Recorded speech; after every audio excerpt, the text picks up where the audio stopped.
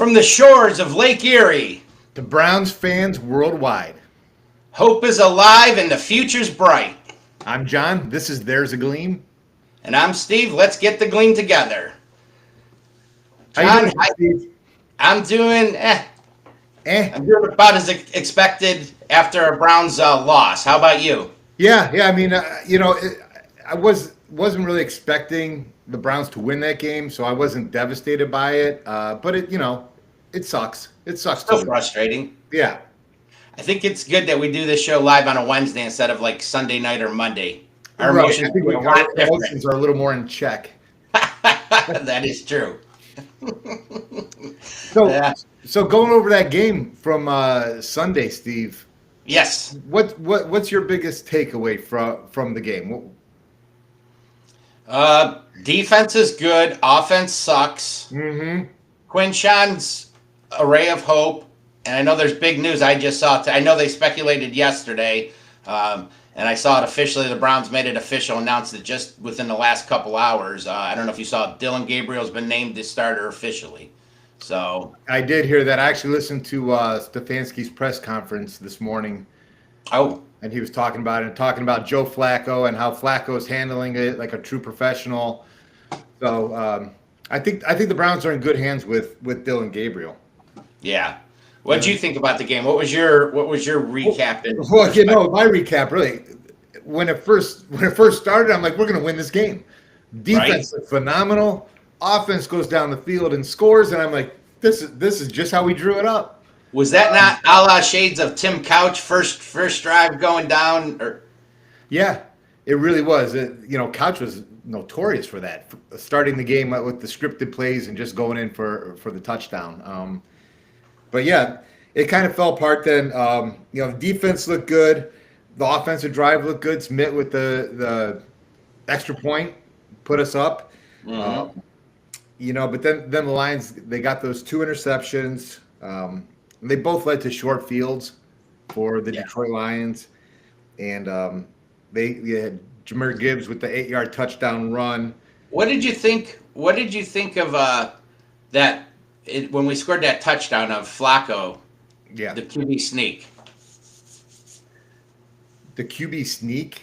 Yeah, remember when they got down there? Oh. They did like 2 times. Flacco tried doing it himself. We can't push at all.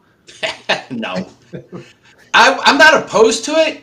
Back in the day, we would clamor like, God, you have a 6'5" quarterback. He's just got to fall forward for a year, Mm-hmm. But at 40 years old, you tried it once. Okay, I can't really fault you, although we just drafted a 220-pound or 25-pound bell cow. Give this kid the ball, let him go in. Right. They finally did it and got it, but it's just like, oh. Yeah, it was painful to watch. I kept saying, and I don't recall the lineman that they put in there in the backfield, but that's what I was thinking. Put the lineman in as a fullback and let Junkins just go right up his ass. That didn't sound good. You know what I mean, though. I hear you. Some positives, though, from the game. I thought, like you said, Junkins, 21 carries, 82 yards, and a touchdown. Yeah. That's what you want from your lead back. So I was pretty happy with that. And what did you think about Isaiah Bond? We're starting to see more of him, and I like it. The first game or two, granted, he just really got into camp late, didn't see much. But it seems like each week he's getting a little bit more and more involved. And I'll tell you what, Jerry Jeudy, for me, has been kind of a disappointment. And especially there was that one play during the game, big play, remember, where right in his hands and he dropped it. He's supposed to be our number one. He's not looking too good, but Isaiah Bond, what do you have, 58 yards, I believe it was? 3 catches, 58. So I want to see more of them. So far what I've seen, I've liked them. What about you? Yeah, I like him. There's been different reports that I've heard regarding Isaiah Bond and where he's at in his development. Some people think he's not even a NFL type receiver. I disagree with that wholeheartedly. I think the speed alone is going to make him successful. He's got the largest separation per next gen stats. Okay. For the Browns, so he's getting 3 yards of separation. So it's telling me that his speed is taking over. It seems like he has good hands, Yeah. And I like the kid. I think, and I agree with you with Jerry Judy. I'm not sure what's going on with him. No, no. Him, Ninjoku too seems. I don't know if he just seems slower or what. He doesn't quite seem the same. I mean, he's caught a few balls here or there. He really hasn't had a huge game, but he just seems like he's moving slower to me. I can't figure it out with him. Yeah, and it's kind of strange too because I would have thought that Flacco and Ninjoku would have this connection Right? that they shared 2 years ago. Well, But have you seen the whole offseason? Those two, they were like a comedy team on the golf carts going around camp. I mean, they look like they're like best buds. Like, yeah, and I can't figure out why we just can't get him the ball. Mm-mm. I know they're. I don't know if this is going to happen. This is the last year of Ninjoku's contract. Mm-hmm. Does he get traded this year for more draft picks? I don't know. I don't know, but I think with the way Fannon's played so far, I mean, unless he takes a friendly contract, I don't see him coming back unless something drastically changes and he really starts producing. He's not going to get paid here. I know that he got paid once with us. I don't see it, so this very well could be his last year with us. Yeah, I don't see him getting a big contract here either. Yeah. If we go to the fourth quarter of that game, Detroit really broke that game open with that 65-yard punt return by Caleb Raymond. Yeah. Brown special team, Steve. I'm not sure what's going on with them with Bubba Ventrone. Bubba's got to go. It's making me miss Mike Preifert. Right? No, Bubba, I mean, last year we struggled. This year, we had the one game, and it was the Green Bay game where we kind of had all facets of the game we talked about all kind of clicking, especially that late in that game. Right. But other than that, last week's game, our special teams is pretty much they've come so many times close to breaking one against us. They've had block punt, missed field goals. Just our special teams is terrible. And this is a carryover from last year. Yep. So I think there'll probably be a change made unless we at the end of the year, unless we see some improvement by the special teams for the last 13 games. Yeah. I had one, positive recap for this game. I saw this going into the game. So I didn't know this. This kind of blew me away, to be honest.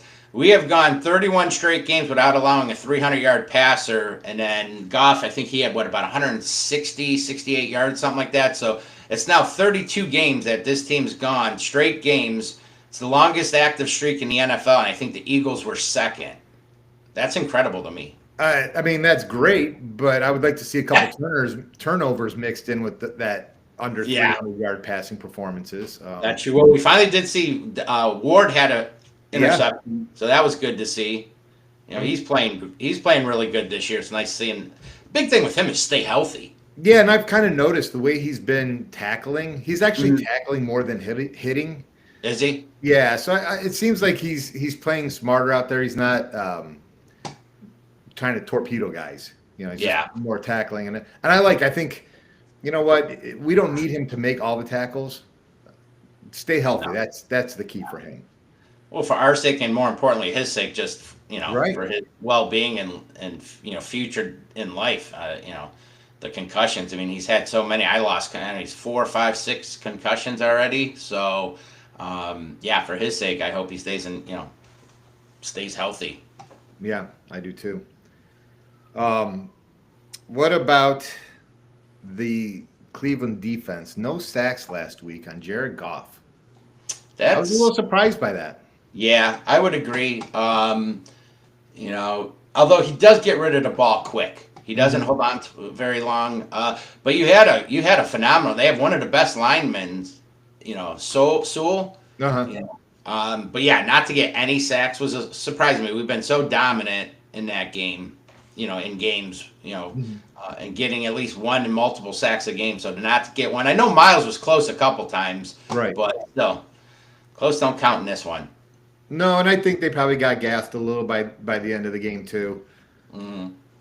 So hopefully, we'll talk a little bit more about the Minnesota Vikings coming up this Sunday.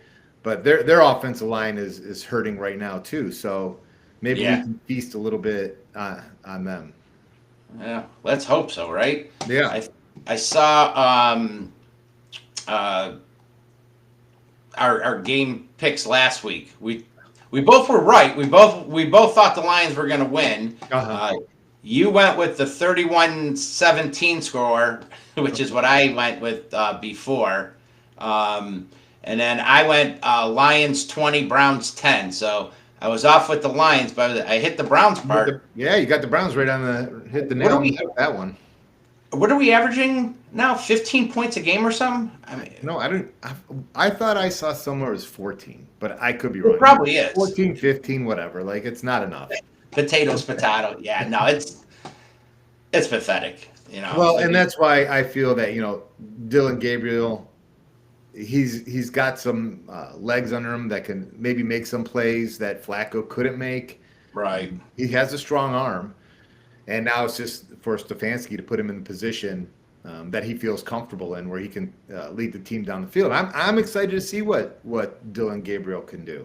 Yeah, I mean, let's be honest. I mean, I think most Browns fans had to be realistic, going, Joe, to think we were going to get Joe Flacco from 2 years ago. Yeah. 2 years later, now he's 40 years old. He didn't look that good last year. There's a reason why he stopped being a quarterback in Indy and then wasn't with them. Had his moments. He still throws a ton of turnover, a ton of interceptions. I mean, you can pretty much. It's like Jameis Winston. At least Yeah. Winston was funny. I liked watching Jameis Winston's. Yeah, but it seems to me like Flacco is not letting it rip either. I wonder. I was thinking about this when he came back 2 years ago and was with us. I mean, he's sitting at the couch. He really had nothing to lose. I think he played kind of free. Like, you know what? I'm not even supposed to be here. There's just something different when he played last time. Then he gets a contract to come back and be for the Colts. Struggles. We signed him to be our starter. And I don't know if it was, to me, it just seems like maybe he's kind of, I'm going to be a little bit more reserved. I want to try and hold on to this. I'm not going to be, so carefree. Like, hey, I got nothing to lose, like it seemed like 2 years ago. That's my opinion, but he just seems like he's more conservative. Now, granted, I don't think our line's been the greatest for him.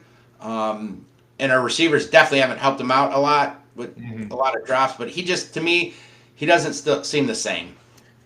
Yeah, I think those are all really good points that you make, and I think him not being able to run or escape, and we're not even really seeing any type of option plays. It's pretty much just straight dropbacks. I don't think they're going to fool anybody with Flacco back there running options, and maybe that's something they can do with Gabriel. Yeah. It'll be, this is what we wanted to see. Let's be honest. I mean, I think expectations, for me anyway, until we get that franchise quarterback, I don't expect this to be a serious threat. So for me right now, we have 2 first-round picks next year, and we'll get to Jacksonville later, those dirty bastards. They're killing me here. Anyway, kids, we got them. Are these guys, are either one our future with Gabriel or Sanders, or are they adequate, development guys or backups? Because, we got to know for sure. I think I'm leaning towards we're probably still taking a quarterback next year, but I want to see these kids play. I don't think we're going anywhere, and it sucks because this defense is phenomenal. It's a top 3 defense right now, maybe top defense, and I feel like it's being wasted. But I want to see these young kids play the quarterback. Yeah. The 2 things that kind of want to touch on a little bit what you said with Shedeur Sanders, saying that he'd be able to start on other teams in the league. I did hear that. I don't think so, Shedeur. No. I don't think he's ready. I just don't think he's ready. And I don't know if he's going to be. I'm not sure. I've got a suspicion that the Browns aren't thrilled with Shedeur Sanders. That's just my personal feeling. Some of the stuff that I've heard, it just seems to me that they're not really all in on Shedeur right now. That could all change. But You're about to alienate half of Browns Nation with that one. I like Shador. I want him to. I want him to succeed. I just think the fact of the matter is that I don't. A lot goes to the draft pick. Did Barry want him? Did Stefanski want him? I'm not sure. Right. Did Haslam make the call? So it just gets kind of murky. Yeah. I don't buy the narrative that they're trying to sabotage this kid. That's stupid. I mean, these guys, they're fighting for their jobs. I agree. Does he have talent? I think so. I mean, he was a good quarterback at college. It's different in the NFL. He did play that first game and look, preseason. Everybody raved about how good he looked, and he did. He had his moments. He played another game. He looks like terrible. a rookie. He looked terrible in his second game against the Rams. Now people be like, well, you had fourth and fifth string guys not even, supposed to even be on the roster. Well, so was the other defense. It wasn't like they were playing their starters and you threw them to the wolves. I mean, he was going up against equal talent. I think it'll take a little bit of time. He's got the talent. And Gabriel, and we all saw it. Gabriel, he looks more pro, and he should. He's got more experience. What do you have? 66 plus starts or something like that in college. Yeah. I think he had actually. Wasn't it like the most FBS starts for I a think quarterback? so. Yeah. So, he looks. I mean, there's a reason he was taken in the third round, and Shador wasn't. But I do think Shador's got talent. He's done a lot of the right things as far as on and off the field that I've seen. I haven't heard any besides the speeding ticket. It's just gonna take time. I mean, heck, Mahomes, when they drafted him, he played the last game of his rookie season. They sat him behind Alex Smith. What I wouldn't give to have an Alex Smith on this roster right now. Right. But yeah, no, I agree, and yeah, so. Well, and it's strange too because I saw a picture of Shador throwing balls with the Baldwin Wallace kids, and so on the outside, it looks like he's doing all the right things, and I'm just not sure what the disconnect, or maybe he's just not ready yet, and that's fine too. I don't want to rush him if he's not ready. No, I heard an interesting thing on, I think it was one of the morning shows. Barry's drafted since he's been in the GM. He's drafted 18 offensive players. None of them are starters. Now you could say 2 of them are hurt, DeJuan Jones and Tillman. So okay, if you want to say, well, those are starters for us. Okay, that's two out of 18 picks are starters for us. And I think I heard there's only 6 guys on the roster that they've drafted offensively, so that are still on this roster. That one I can't remember sure. I know it was only 2 technically. They're both hurt, but that's terrible. Defense, he's done great. And, I'm not going to say anything about this year. I mean, Quinshawn looks good. Fannin looks good. It's early, but, prior to that, 2 out of 18, that's not a very good ratio. No, it's really not. I do feel if Barry gets a chance to draft again, which I'm not sure how that's going to work. I feel that he will. If he can have 2 more drafts like he had this year from the outset of what we think these players can be, I think the Browns are going to be in really good shape. Well, I'm talking about Barry. We did make a trade the other day, and we got tackle Cam Robinson from Houston. I think we got him, and I think we gave up we got him in a 7th round pick, and then we gave them a 6th round pick. Yeah.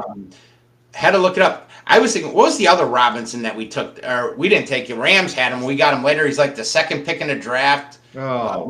Remember that one? Yeah. What was his name? And I think is that the same one where we took Richardson? I can't remember now, but I got confused with him for a second. But this one was a 2nd round pick. Cam Robinson, 2nd round pick, pick 34, which is the 2nd pick in round 2 for Jacksonville. He's played at Alabama, so been in the league now. Since 2017. So, that's the 2nd tackle we've traded for, or brought on this roster. So, I mean, this line does not look nearly as good. And I think that's something that we definitely need to address, for next year's draft. Yeah, as crazy as this may sound, I feel that the Browns would be okay drafting 2 linemen in the first round. I know that's a little crazy, but Hey, quarterbacks, right? When you look at the landscape of quarterbacks in college football, I'm baffled. I don't know who you would take. That's going to be a long process that they're going to have to weed out. yeah, none of the front runners right now are really standing out and making a name for themselves. So it figures, you know. Although right That now, always happens. yeah. So, all right, my friend. Well, that's enough about that. We knew they were going to lose, or we kind of had a feeling they were going to lose. It started off a good game. Schmidt did miss a field goal. Granted, it was what? How long was that one? 55-yarder, I think. Yeah, 54, 55, yeah. And it just barely went left, so it wasn't like he shanked it, you know. So, but it is. It's a loss. We're 1-3, and I did pull up here. Excuse me. I did look real quick and just to see. So right now, as of week 4, you got Pittsburgh leading the division at 3-1. Those guys are like cockroaches. They just don't go away. They never go away. It's so Cincy looked terrible Monday night. That, for as bad as we are, and our receivers, Chase, what was Chase? 2 catches for 20-something yards or something? I mean, their offense is struggling. Baltimore, this is a big one. Baltimore, they're 1-3, tied with us for last place, and they've got a lot of injuries going on right now. Yeah, I'm not even sure if Lamar Jackson will be playing this Sunday. Right? Early reports don't look like it. So they've got a lot of injuries, and I mean, I don't think anyone saw them going 1-3 to start this season. So, again, as a Browns fan, it's frustrating. You see where we're at. You see Baltimore, the struggles they're having, and Cincy with Burrow being out. It's like, man, this is prime time for us to capitalize, and do something in this division, and we can't. Good defense or not, we're not capitalizing. So let's hope things turn around starting this week. Yeah, I think this is why we call this show "There's a Gleam," because for me, there's a gleam, and I feel that even at 1-3, this division is still there for the taking. I don't believe in Pittsburgh. I mean, they keep winning. I get it, but I don't see it. I don't see it. I don't see it with Cincinnati and Baltimore. They're falling. The wheels are coming off early for them. A lot of injuries too. So there's a gleam.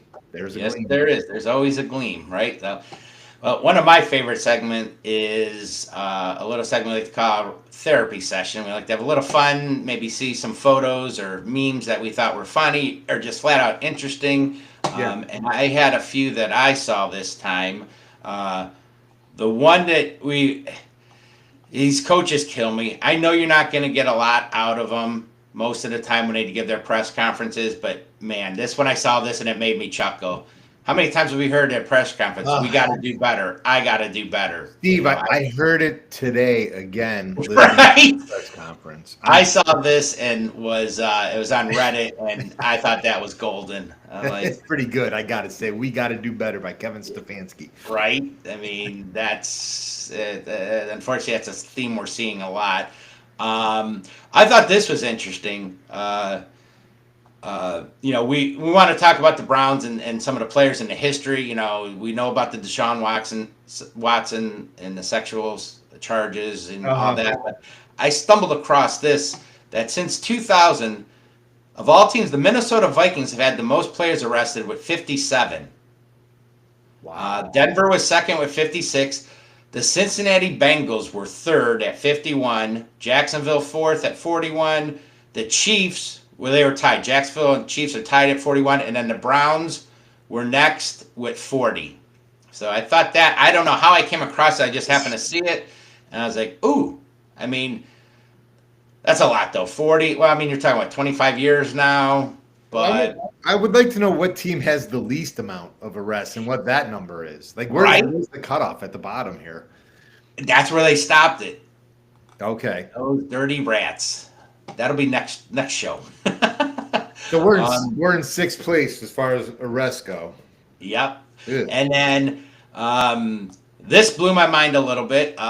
He was one of my favorite non-Browns players. I loved him for fantasy football. But you remember the Seattle Seahawks running back Shaun Alexander? Oh, I love Shaun Alexander. He was great on my fantasy team.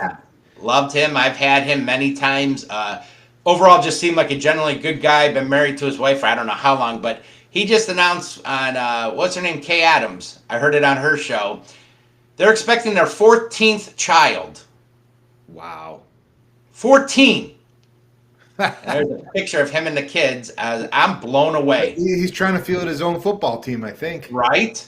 I mean, beautiful looking family, but wow, 14 kids. That's I guess that's impressive. To me, that sounds like a lot of fun to have 14 kids. Remember a dull moment in the Alexander household. Right. And then a couple positive things here. If you hadn't seen, yesterday was Cavs Media Day. There's a picture with Mitchell, Garland, Allen, and Mobley. So that's something to look forward to. You know, running them back again. Let's do it one more time. Let's see what we can do this year. Yeah. I mean, you gotta I know Strus is out. He's recovering from surgery. He's about 5 or 6 weeks into it. So, but excited to see what this team can do. It's amazing what they've done with the talent, especially with LeBron leaving again and stuff. They put together a good team. So, kind of excited to see that. Basketball's around the corner. And then the biggest news, at least going into Sunday, was that our Cleveland Guardians ended up making history and winning the Central Division. And I think they did it with a little bit of style.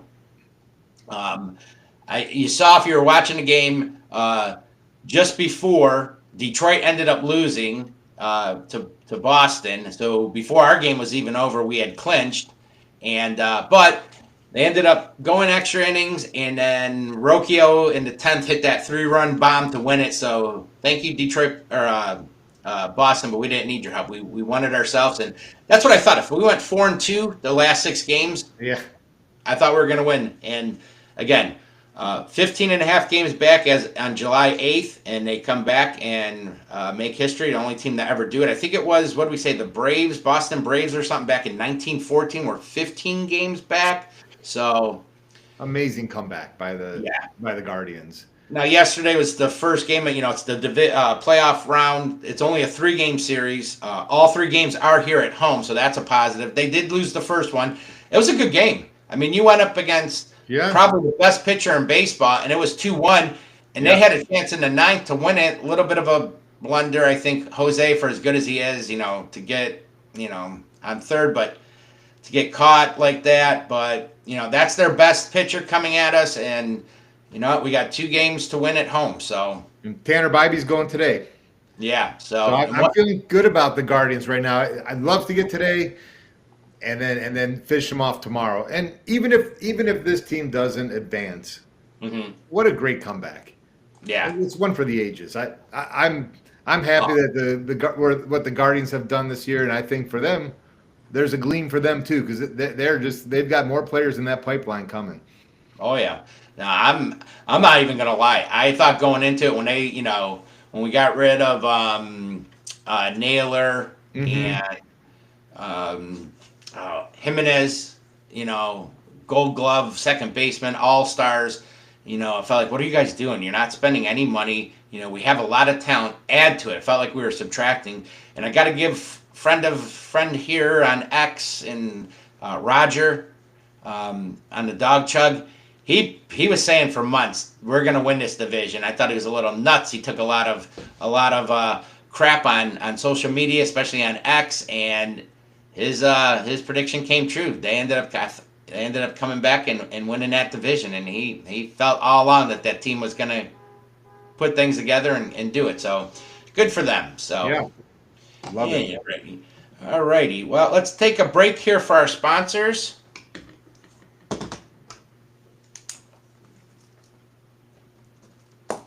And thank you. Appreciate Hemisphere Coffee Roasters. They're based again out of Mechanicsburg, Ohio.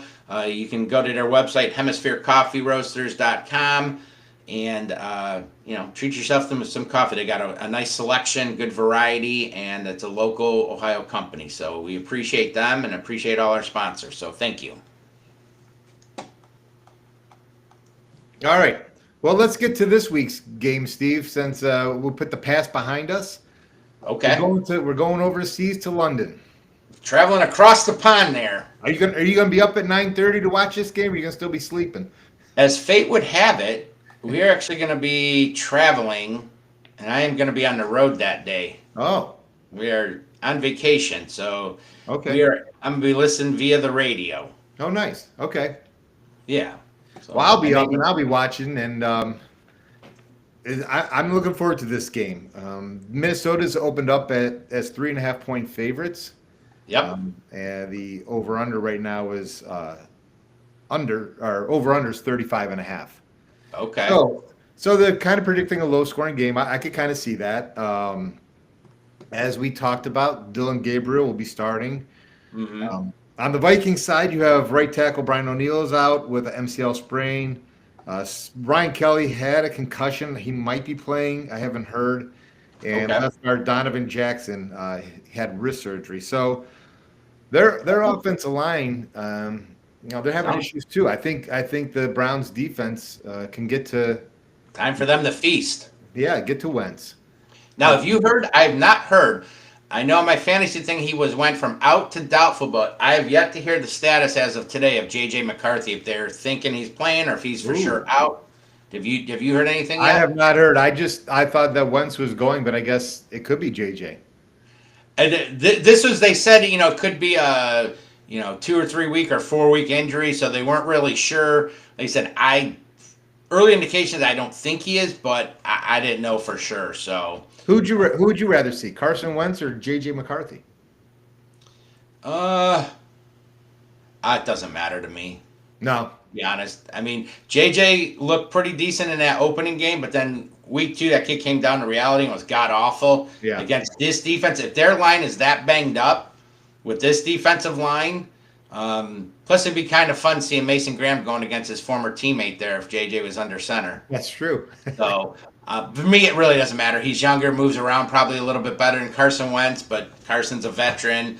Still has a great arm. I mean, shoot, remember we thought maybe he was going to end up with us that year until we made the trade with Philly and moved out of there. But there was a chance Carson Wentz could have been a Brown that had, we hadn't once again moved back.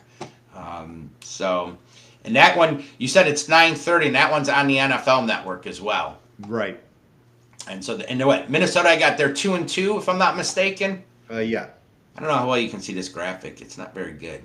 And it's a little small. This is actually, I found that with one of the Vikings shows. I was scrolling around looking at stuff, and I thought it was a pretty cool overall stat sheet about stuff. Yeah. Kind of breaks everything down. Mm-hmm. Yeah, Steve. So the Browns, I have it here. The Browns are averaging 14 points a game. But our defense, they've yards allowed per play is 4.3 and 2.7 yards per carry for the rushing game. So defense is legit. This is the first team ever for the Minnesota Vikings to play back-to-back overseas games. They were in Dublin last week and London this week. So they've stayed all week across the pond. That's great. I didn't realize that before. And how about this?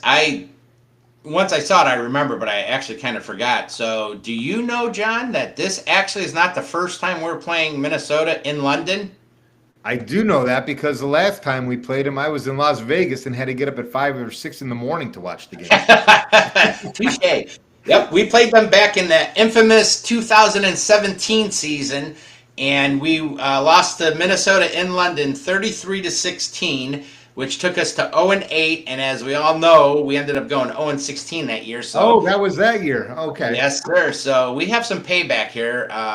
We lost to them, but I totally forgot we played them in London that year. That was a team. So that was kind of surprising and interesting to me that we're playing them for a second time over in London.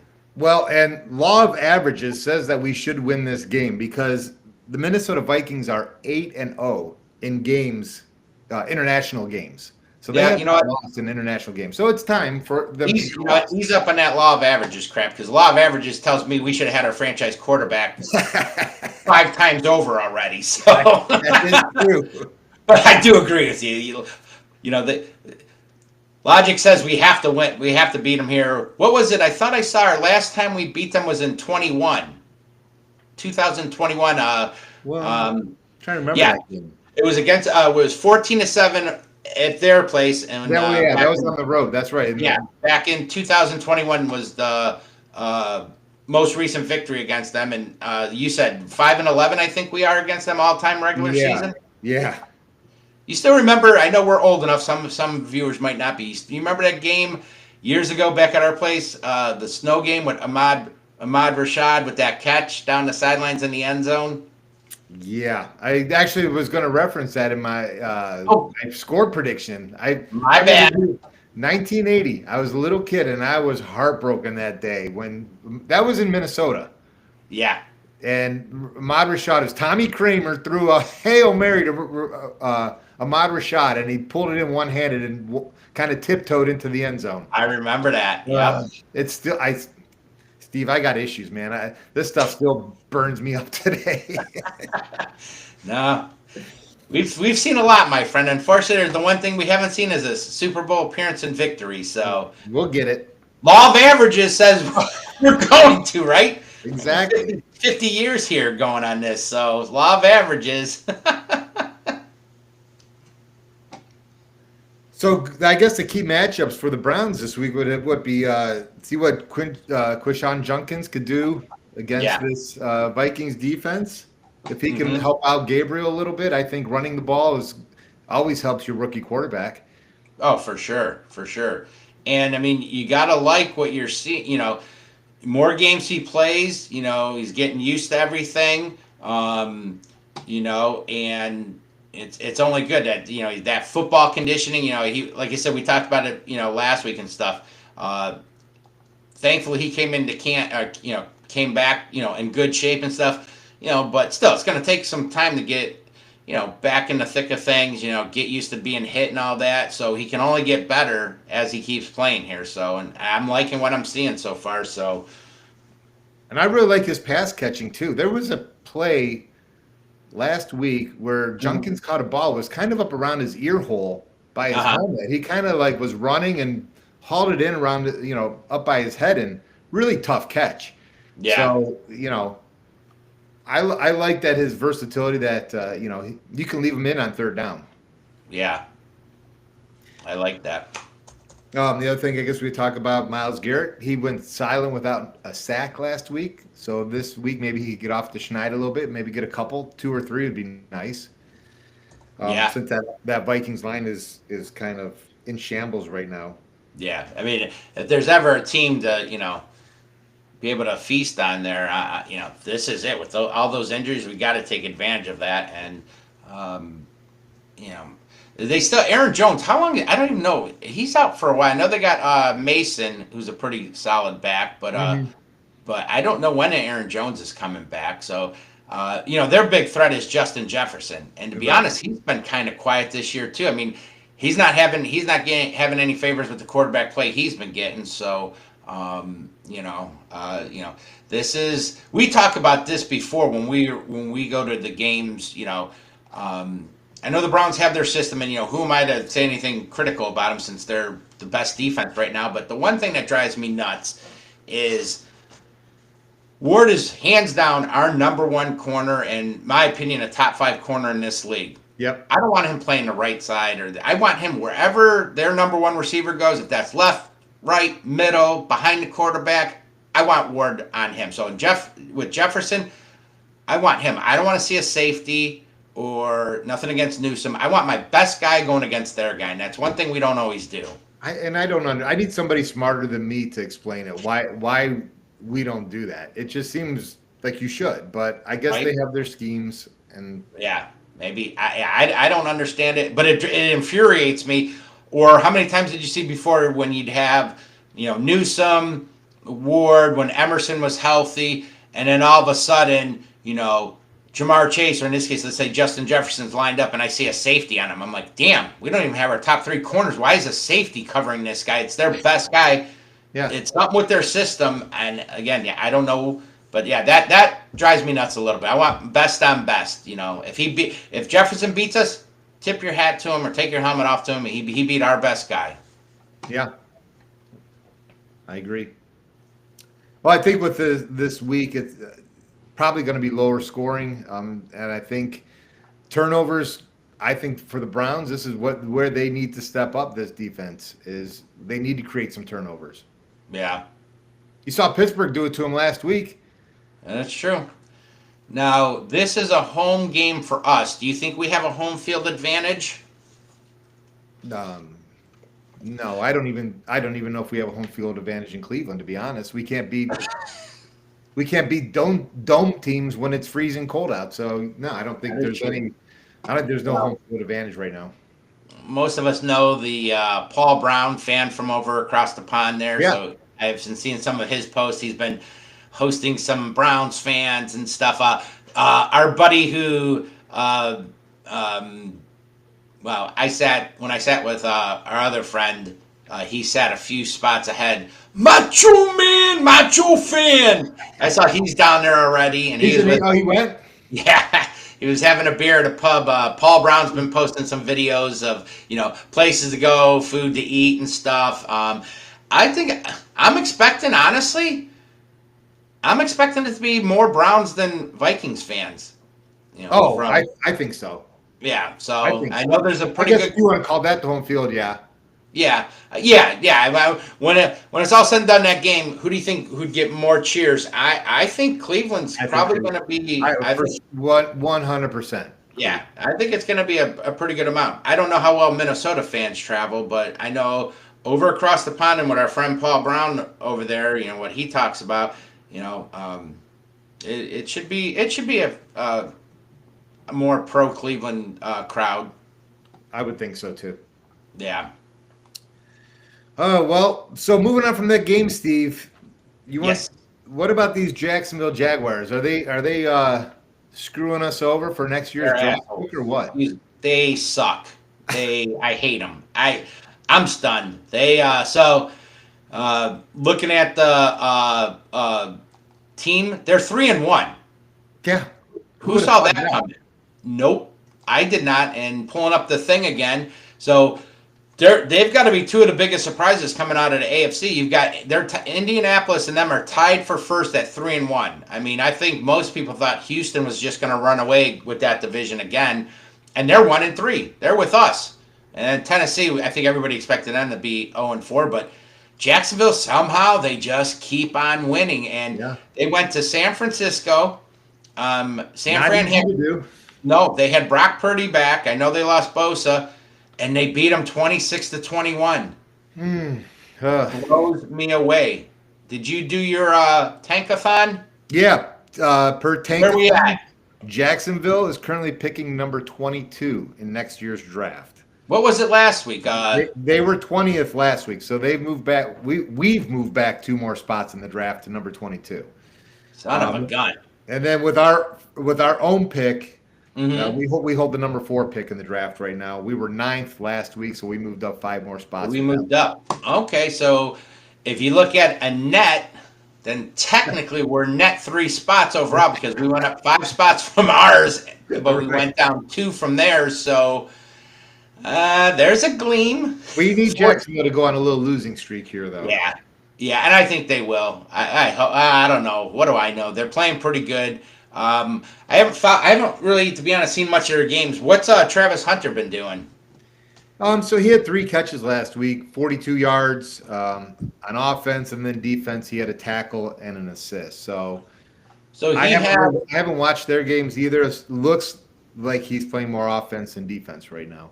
So he had 1 tackle more, 1 assist more, but about 16 yards less than Isaiah Bond, who technically we didn't even draft and signed for $3 million. Yeah. So far so good on that deal. And it's still a long season, but I don't even know if he's got a touch. I don't think from what I know, I don't think he's scored a touchdown yet this year either. I could be wrong on that. Like I said, I'll be honest. I haven't seen much of their games. I've seen a few things. What were you saying? I haven't seen them play either yet this year. So. Yeah. So, and the fact that they're 3-1 and he really hasn't been much of a contributor, at least statistically, on the offensive side, it sounds like. So, interesting. Yeah, we'll see. I still like the trade. I Yeah. like having the defensive lineman over receiver. In that Oh yeah. Well, we talked about Mason Graham's been really good, and don't forget you also got the second round pick, which turned out to be Judkins, and right That's now true. he's looking great.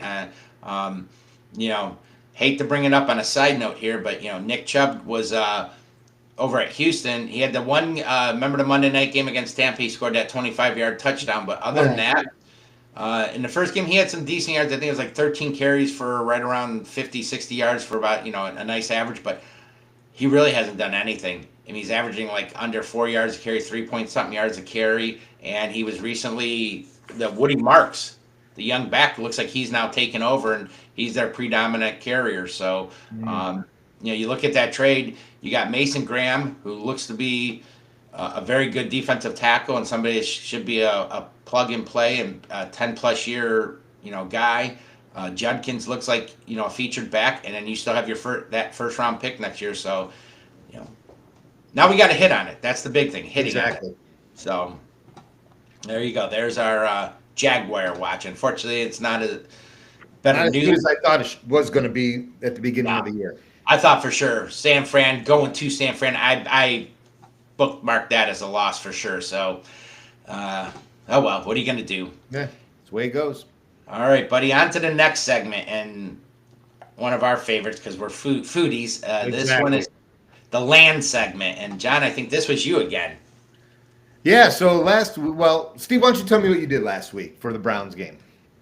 Last week, we ended up staying down at our boat dock and hung out with our friends and family at the COIC club, Chagrin Lagoon Yacht Club. And what they do every for Browns games is we have a restaurant there. We have a bar. The bar's open 7 days a week. The restaurant's only open Monday through or Tuesday through Saturday. Sunday and Monday they're closed. So what our club does is they do a big potluck.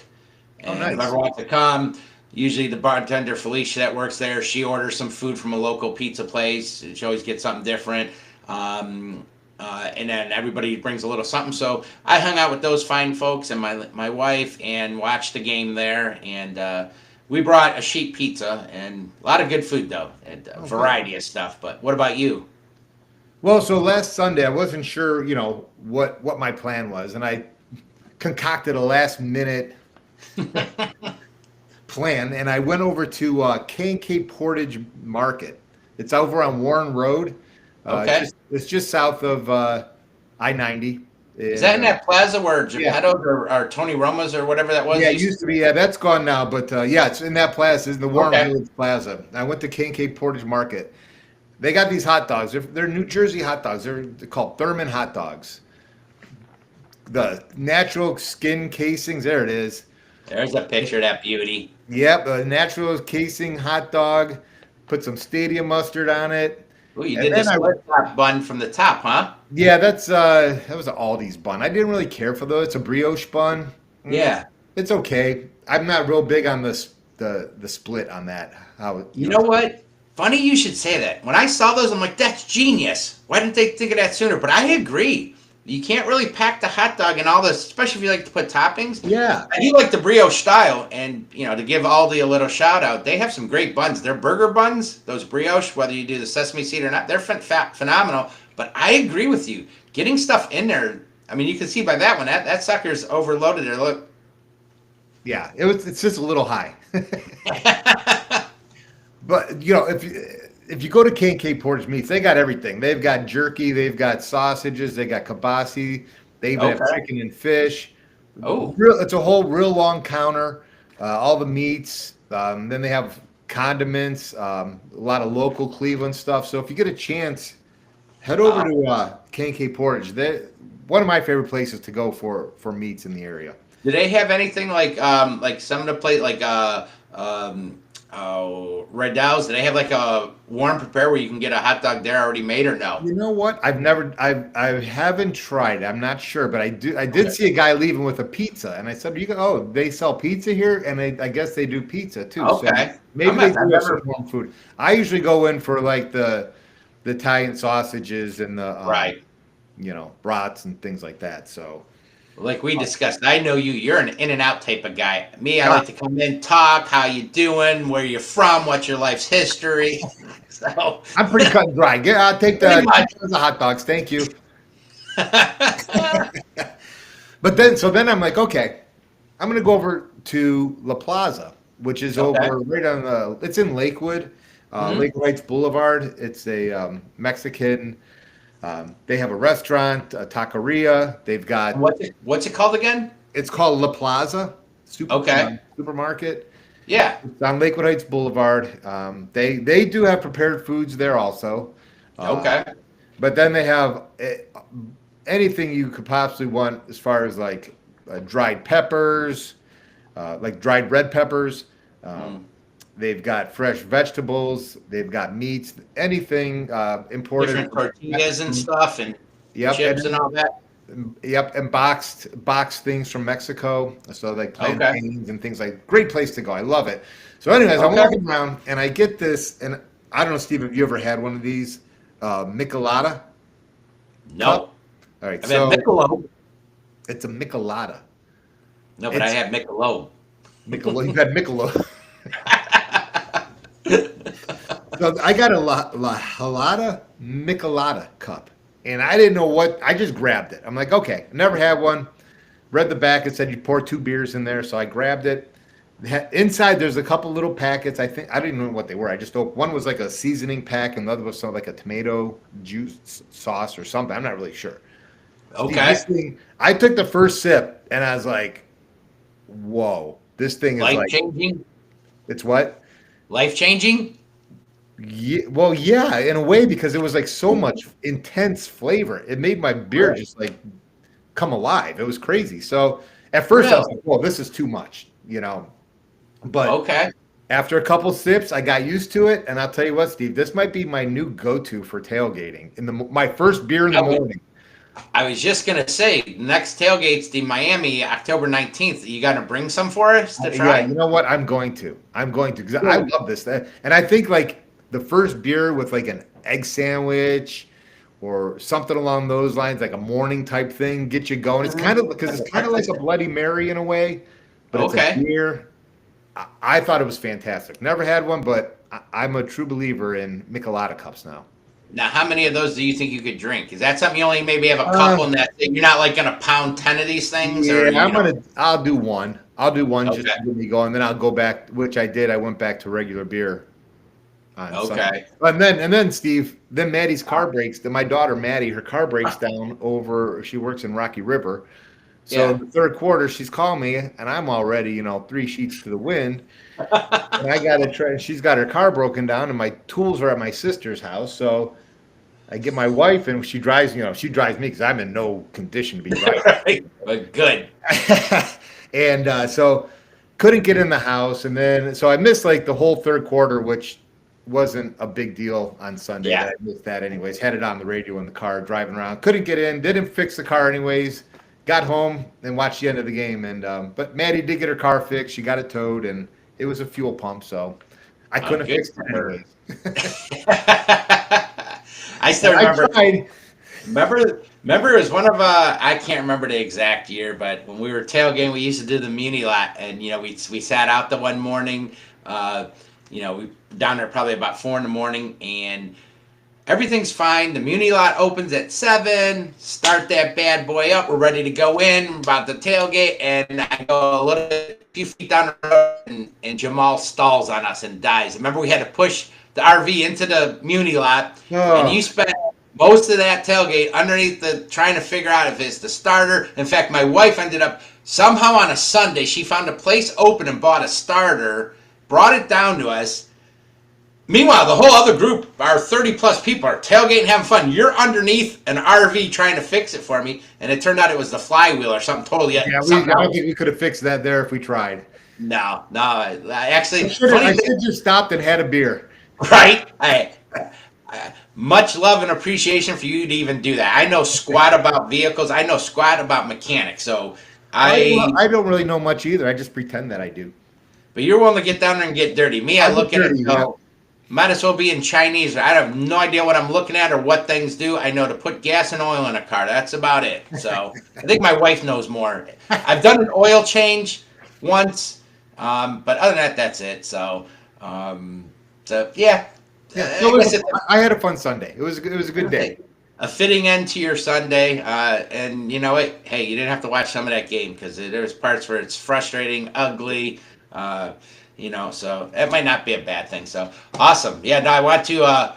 I'm looking forward to trying that beer. Yeah, Michelada Club. Oh, Steve. Yeah.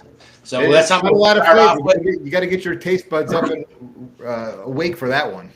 Okay. Well, and I think that's something we'll do different.